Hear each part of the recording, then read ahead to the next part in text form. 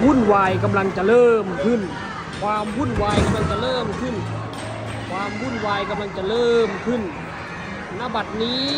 โอ้ยกูคิดผิดคิดถูกเลยกูคิดผิดคิดถูกเลยโอ้ย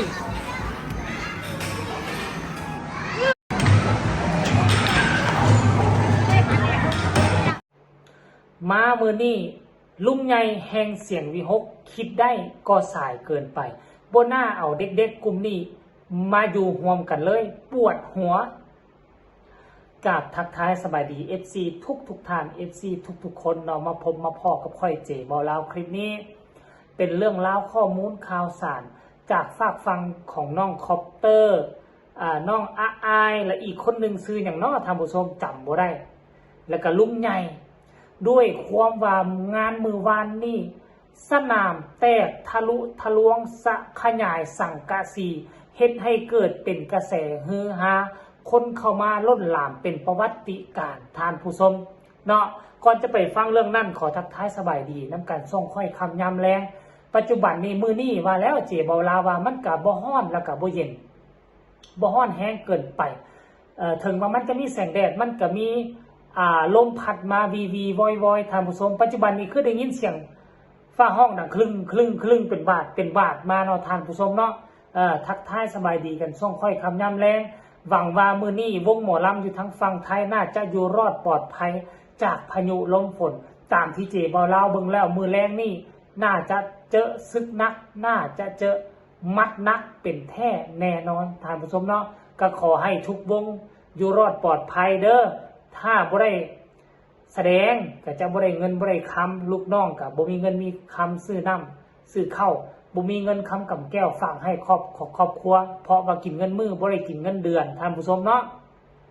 เรื่องราวเมื่อคืนนี้ก็แสดงไปด้วยดีท่านผู้ชมคนก็เข้ามาให้กำลังใจนะคนร้อยเอ็ดเข้ามาให้กำลังใจอายเข้ามาให้กำลังใจคอปเตอร์หลายจนเต็มหน้าเวทีจนว่าหมอลำเลิกแล้ว FC แฟนคลับบางส่วนบางคนเป็น10คนก็ยังบ่ยอมเลิกเพราะว่าถ้าพูดถ้าคุยกับน้องอายท่านผู้ชมได้เห็นภาพบรรยากาศดังที่เจบอเล่าเฮ็ดคลิปก่อนหน้านี่ไปแล้วท่านผู้ชมเนาะแล้วมาเห็นมือสวยนี่ก็คือสิแม่นลุงใหญ่อยากให้รางวัลเด็กๆเนาะท่านผู้ชมเนาะอยากให้รางวัลเด็กๆบ่ว่าจะเป็นอายบ่ว่าจะเป็นคอปเตอร์แล้วอีกศิลปินผู้ชายคนนั้นซื้อว่าหยังเนาะท่านผู้ชมเดี๋ยวเจบอเล่าเบิ่งกันเด้อเพิ่นซื้อว่าหยังเนาะศิลปินตัวน้อยๆนี่นะซื้อหยังเนาะซื้อน้องอีหยังจำซื้อเพิ่นบ่ได้เพราะได้ฮู้ก็บอกกันเด้อท่านผู้ชมเนาะขี้ดื้ออันหมอน้อยๆหั่นก็ขี้ดื้อพอแฮงแล้วมาเจอกับอายยังไข่แต่น้อยนึงว่าอ้ายคอปเตอร์เพิ่นดูแลน้องเอาว่าค่อนข้างว่ามีน่ะเขาเอิ้นว่าหยังอยู่ในกรอบแน่เว้าตามชื่อว่าลงจากเวทีก็เป็นเด็กกระโปโลทั้ง2ทั้ง3คนแล้วปกโลกเปกเลขวากแวกเบิ่งแล้วคือเป็นคนที่บ่มีกฎบ่มีเกณฑ์อยากเต้นอยากดีดนั่นแหละก็ดีดดองคือตัวลิงเขาเอิ้นว่าอายลิงน้อยแม่นนั่นหั่นแหละท่านผู้ชมเนาะแต่ว่าเวลาขึ้นเทิงเวทีแม่เป็นคนมีวาดมีทรงเบิ่งแล้วเป็นตาหน้านับถือท่านผู้ชมเบิ่งแล้วเป็นตาเคารพเบิ่งแล้วเป็นตาเก่งขามเบิ่งแล้วอยากเอาไปเป็นไอดอลให้ลูกให้หลานให้เต้าแต่เวลาลงจากเวทีมันเป็นคนละคนแม่น้องอายน่ะเนาะมันเป็นคนละคนจนเฮ็ดให้ FC บางคนบอกว่าอายเป็นคนมีของบ่ตอนขึ้นอยู่เทิงเวทีเป็นอีกคนนึงบัดลงเวทีมาเป็นอีกคนนึงแม่นตอนน้องอายใส่สุดเพชรใส่สุดสวยๆงามๆมันน่ะมันเป็นคนละคนเลยได้ท่านผู้ชมเป็นคนละคนเลยบาดลงเวทีมาพวกเจ้าเห็นบ่ต้นคลิปน่ะที่เจบอลาออกมาลงน่ะโอ้ยลุงใหญ่กับเสียงพากย์ของลุงใหญ่คิดผิดหรือคิดถูกเปลี่ยนใจได้อยู่บ่นี่หรือว่าจังได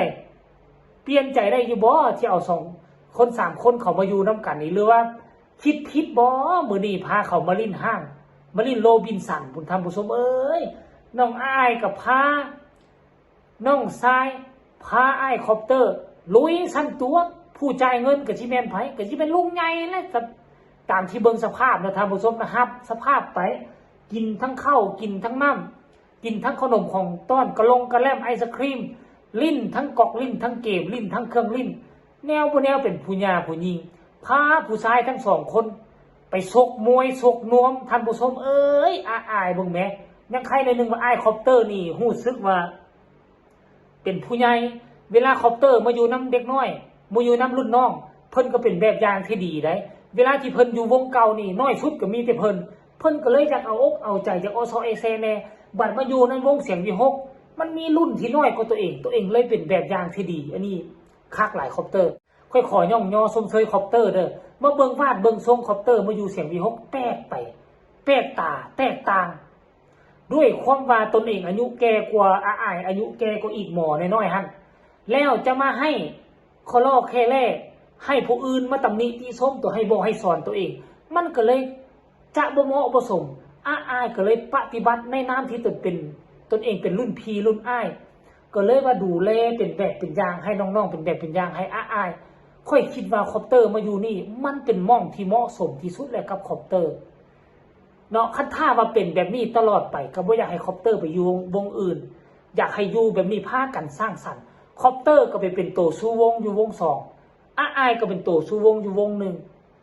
สองคนนี้ก็ไปมาหาสู้กันแลกเปลี่ยนกันวงสองฮับเซิร์นคอปเตอร์วงหนึ่งฮับเซิร์นคอปเตอร์วงสองฮับเซิร์นอ้ายแลกเปลี่ยนบทเรียนกันเพื่อไปสร้างกระแสให้วงนั้นสร้างกระแสให้วงนี้มันเป็นแบบนี้คิดภาพมันแล้วค่อยคิดว่าลุงใหญ่เจ้าบ่ต้องเสียใจดอกเจ้าบ่ต้องปวดหมองตอนนี้เดี๋ยวอีกบ่กี่เท่าใดนี่ฤดูกาลหน้านี่เจ้าสิมีห้อยยิ้มเป้ยที่ได้3คนเขามาร่วมโตกันและค่อยเชื่อว่าตามที่เจ้าจมลงคิดเจ้าก็จมไปแหละแต่ในใจลึกๆเจ้ายิ้มเจ้าหัวเจ้าภูมิใจเจ้าดีใจอยู่ที่ได้ลูกๆหลานๆทั้ง3คนมาอยู่นํกันค่อยคิดว่าแนวนั้นได้ลุงใหญ่สำหรับค่อยคิดว่าแนวนั้นท่านผู้ชมเนาะ FC แฟนคลับแล้วคิดว่าจังได๋หลังจากเห็นคลิปนี้ลุงใหญ่แล้วก็จมไปซั่นแหละแต่ความจริงนี่ห้อยยิ้มเต็มกระเป๋าเต็มแก้มแน่นอนดื้อทั้ง3คนนั่นแหละดื้อทั้ง3คนแต่ว่าดื้อในทางสร้างสรรค์เนาะเวลาเฮ็ดเวียกเขาก็พากันมุ่งมั่นตั้งใจเฮ็ดเวียกเวลาเวียกเวลางานแลนลงทงลงทานแลนเข้าฮอกเข้าห้างลิ้นเบลเซเมาก็ตามภาษาเด็กน้อยและแต่ละคนคอปเตอร์ก็สิประมาณ17อ้าย12อีกกันน่ะผู้ชายผู้นึงผู้นั้นก็สิราวๆเดียวกันกับอ้ายบ่รุ่นเดียวอ้ายบ่12 13ปีท่านผู้ชมเอ้ยเห็นแล้วเป็นตาฮักเป็นตาซังลูกเมียบ่ทันมีพากันมีลูกเต้าทั้งย่านุทั้งบอดนกพงศกรโอ้ยฮับไปพวกเจ้าเอ้ยเอาลูกมาเลี้ยงโดยที่บ่มีแม่ในเมื่อมันบ่มีแม่พวกเจ้าก็ต้องได้อดได้ทนเอาเป็นทั้งพ่อเป็นทั้งแม่เนาะเอาลุงไงเว้านัวหัวมวนคลิปนี้เอามาฝากมาต้อนกันเพียงซ้ำนี้ฝากทุกคนกดไลค์กดแชร์แน่เพื่อจะบ่พลาดในคลิปต่อไปที่สำคัญจะกดข้ามโฆษณามีคำตำหนิติชมคำคิดคำเห็นส่งมาใต้คอมเมนต์พบกันใหม่ในคลิปหน้าสำหรับคลิปนี้สบายดี